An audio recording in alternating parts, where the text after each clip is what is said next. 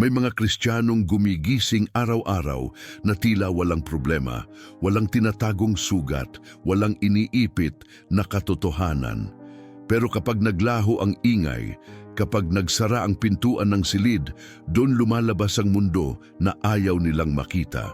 Isa itong mundo ng takot, pagdududa, pagkakasala at konsensyang hindi mapatahimik ng kahit gaano karaming pagsamba o paglingkod sa simbahan. Hindi natin kailangang maging malalim na teologo para makita ang tensyong ito. Alam natin kapag ang panlabas na debosyon ay hindi tumutugma sa panloob na kondisyon, hindi ito simpleng pagkukulang. Ito ay kontrata sa pagitan ng dalawang pagkatao.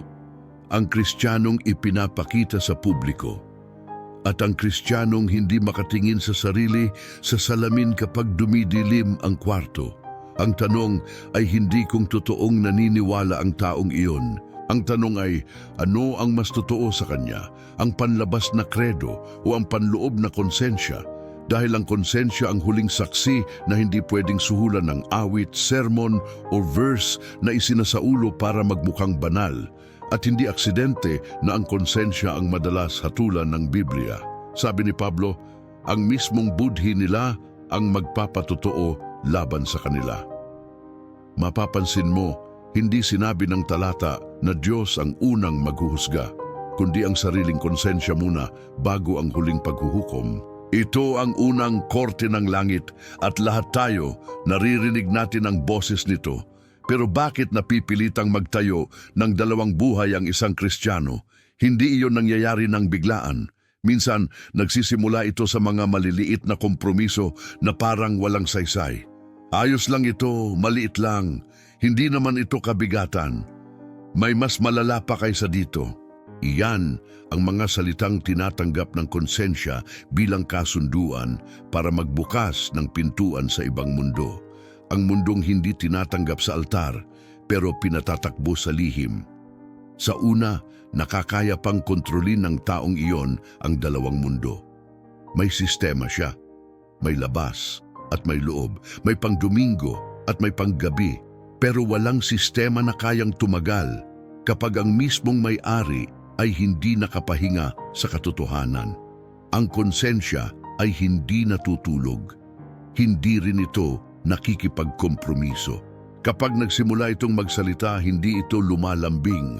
Kumakagat ito, nagtatanong, nanggugulo, at sa puntong iyon, nagsisimula ang sunod na yugto, ang yugto kung saan ang konsensya at pananampalataya ay hindi na magkaalyado. Hindi sila magkita sa parehong mesa. Ang isa ay humihila papalabas at ang isa ay humihila papaloob. Doon nagkakaroon ng tinatawag na pagkapunit ng pagkatao at kung hindi ito aayusin, ang punit na iyon ang magiging ebidensya sa araw ng paghuhukom. Hindi lahat ng Kristiyano na may dalawang mundo ay immoral. Hindi rin sila lahat masasama. Kadalasan sila'y pagod. Pagod maging mabuti. Pagod maging perpekto. Pagod magpanggap. Pagod itago ang kahinaan. At sa pagod na iyon, unti-unti nilang pinapalitan ang katotohanan ng performance. Pinapalitan nila ang pagsisisi ng palusot. Pinapalitan nila ang pagsunod ng excuse na may halong theology. Mapanganib yun. Dahil ang tao ay kayang lokohin ang sarili ng mas matagumpay kaysa lokohin ang sinuman. Pero hindi natatapos sa pagod ang kwento.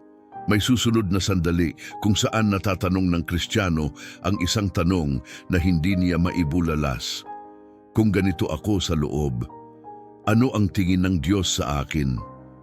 Hindi niya tinatanong kung mahal pa siya ng Diyos. Iyan ay alam na niya.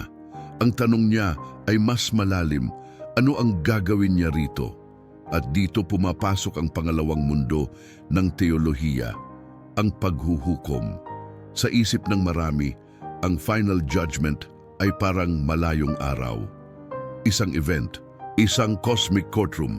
Pero ang Bible ay may ibang ipinapakita. Ang paghuhukom ay hindi nagsisimula sa dulo ng panahon. Nagsisimula ito sa konsensya. Nagsisimula ito sa bangin sa loob, sa tanong na ayaw sagutin. sa ulo na hindi matulog, sa puso na hindi matahimik. Ang konsensya ay rehearsal at ang final judgment ang palabas na hindi pwedeng iwasan. Hindi ito sinasabi para takutin, kundi para ilahad ang tanging logic na may saysay sa espiritual na buhay. Hindi maaaring magtagal ang dalawang mundo. Iyan ang hindi nakikita ng Kristiyanong may dalawang buhay. Ang tingin niya, kayang-kaya niya. Pero ang tingin ng Biblia, hindi tatagal ang sistemang iyon. Hindi dahil pinaparusahan siya ng Diyos, kundi dahil dinidisiplina siya ng katotohanan. Ito ang pangalawang bahagi ng trilohiya ng buhay na doble. Hindi sapat kilalanin ang dalawang mundo. Kailangan kilalanin kung ano ang mangyayari kapag hindi ito pinag-isa. Dahil may isang araw at walang exempted na ang dalawang mundong ito ay magiging isa lang sa harap ng Diyos. At sa araw na yon, hindi na maaring pumili kung aling mukha ang ipapakita. Ang pipili ay hindi ikaw. Iyon ay pipiliin ng katotohanan. Kung may natitirang sigaw sa loob mo na nagsasabing, "Huwag ngayon," tandaan, ang konsensya ay hindi ka inaakusahan para saktan ka. Inaakusahan ka nito para iligtas ka. Dahil ang tunay na danger ay hindi yung alam mong mali ka. Ang tunay na peligro ay yung hindi mo na iniisip kung mali ka pa. Kung kaya mong pakinggan ang huling bahagi ng trilohiya, gawin mo. Dahil kung ang part 1 ay nagsiwalat at ang part 2 ay nagtanong, ang part 3 ay magpapakita ng ending ng dalawang mundo kapag pinili ng Diyos kung ano ang totoo. Kung kaya mong pakinggan ang katotohanan, panoorin mo ang part 3.